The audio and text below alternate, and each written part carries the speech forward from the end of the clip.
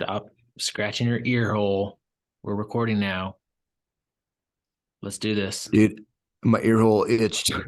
And I think that's these businesses that we now run Mhm. a lot of time is Zoom and phone calls and talking and that's part of the what do they call that? That's part of the hazards of the job is these headphones and ear hole itching. You have to have good ear hole hygiene in order to really stay professionally We have sound and make sure that you're caring for yourself. we have such treacherous jobs. Our ear Yeah. holes are in danger. If I was still in the military, I would say that this is potentially something that I would require a some kind of hazardous duty pay uh, for the ear hole trauma that is a potential. Does the ear hole trauma is not guaranteed? It just there's a potential for it. We are so off topic. I'm curious. You This is a great you, start. you It's a spoke great about start. being in the military. Did you ever have thoughts of getting out of the military before the 20-year plan? Yeah. Um, Yeah. Yeah. and You know, it this did is you ever say I hated my job while you were in the military? no, there are things that, so that's not true. There are things that I disliked, and there are things and the point of today's conversation is ownership. And we've talked to ownership in a number of different ways and in different contexts, but this one has been really recently has hit me in a few different ways, and it's the lack of ownership that's very apparent in a lot of things that we say and we do.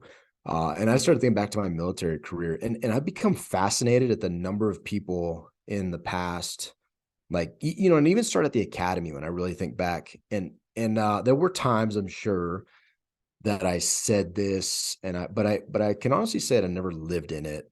Even when I'd say things like, "Oh, I hate the academy," when like I was on restriction for 100 days, and like I didn't go home for the holidays, and but again, even that was my fault. Like I Totally your did fault. something. I did something to earn that. So did Definitely you, but wasn't you my didn't fault. pay the price at all. I took the fall for that one. But that's a different story about friendship and how uh the people you surround yourself with when your friends suck. But in all honesty, uh, especially as I left the Naval Academy and became, started maturing, growing as an adult, like I never revisited this whole idea of I hate the military and I hate this thing I do. And the reason why the military is a great example is because a lot of people say that. Like they say, like, I hate this thing. And recently, my challenge is then why are you doing it? Like, I mean, no, there's literally nobody in the government holding a gun to your head saying you will stay in the military, right? And if you're in the corporate world, like if you find yourself sitting there saying I hate my job, like I think there's things to question about that, right? I think you have to ask yourself, why am I saying that? And oftentimes, and there's a couple reasons for this. One, like own your decisions. You are doing what you're doing because you chose to do it. Period. Like I mean, I can't imagine a scenario where that's not true for in our network of folks that are doing things that they hate. Like you chose to do that, and your reasons are your reasons, right? Like if you stay in the military because you want a retirement, well then acknowledge that. Like you literally want to be paid for the rest of your life to wake up and receive a benefit. My natural response to that and my outpouring emotion of that is gratitude, right? Like nobody made me do it, and there's this great benefit at the end. So I'm staying in, and I loved my time in the military. Like I love the adventures, I love the world travel. Yeah, being away from family and deployments is hard and all that, but again, nobody made me do that.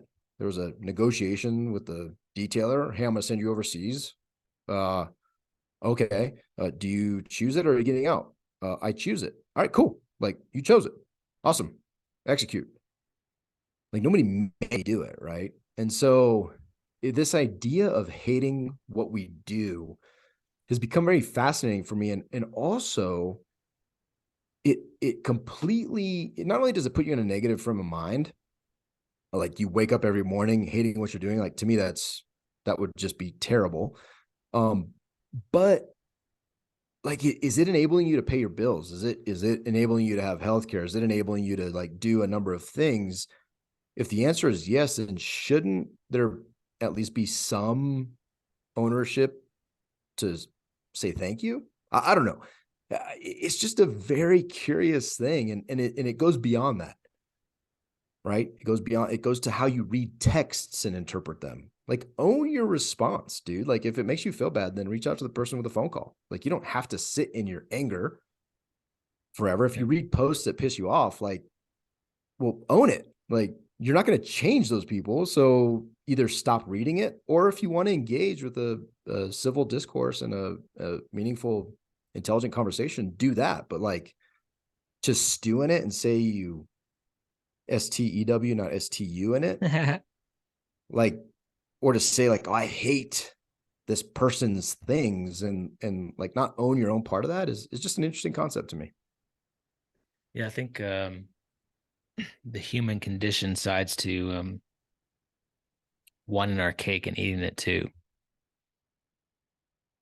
like all the time, right? I saw it in the military as well. I especially saw it living kind of in the reserve world where, you know, and nothing against reservists, if there's a reservist listening, but a lot of the reason reservists continue to serve is for the benefits, right? And then they show up one week in a month and 2 weeks a year, and they do their time. And like my experience, at least, is there's a lot of complaining in that, right? And as soon as if they got tagged to go on a deployment or mobilization, they either would quit or not go at it full heartedly, and show up. And there was lots that did as well.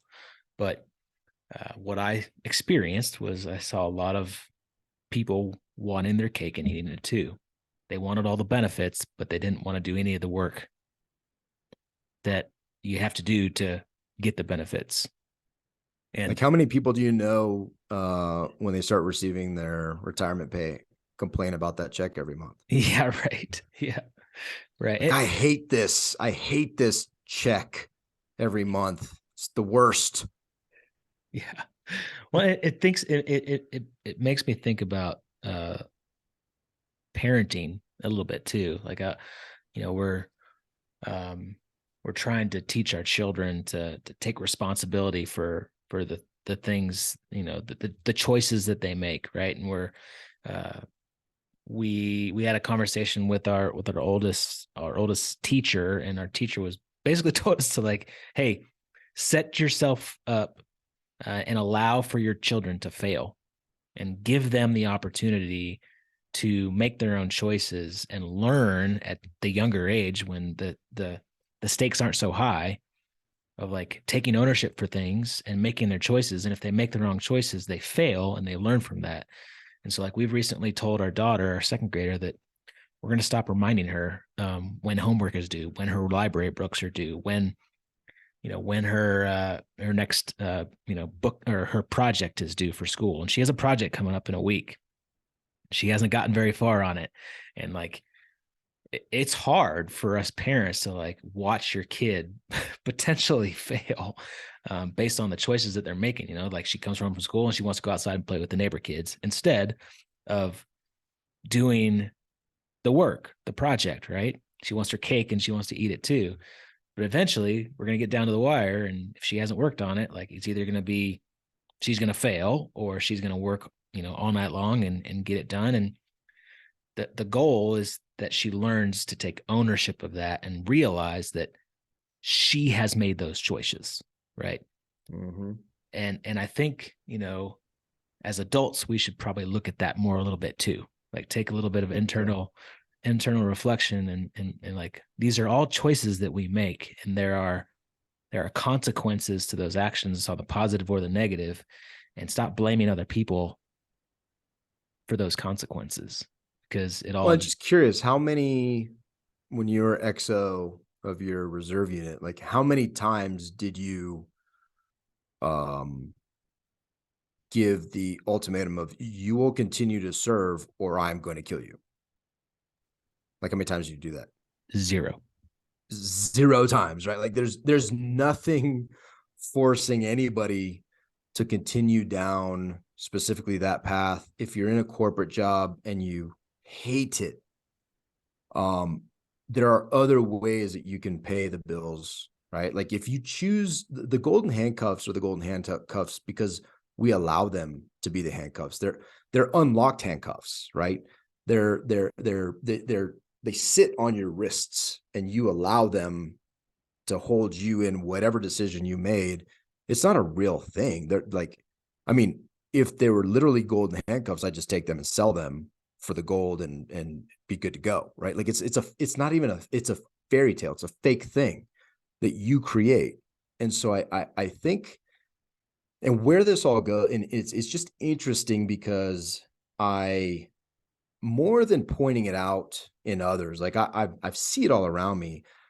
But more importantly than that is where am I doing it, right? Like where am I doing it? And I can honestly say that there are, like I had an opportunity, I reached out to my old XO, congratulating him on making captain. And I thank God that people like him stay in and make captain and go on and do amazing things and lead the military.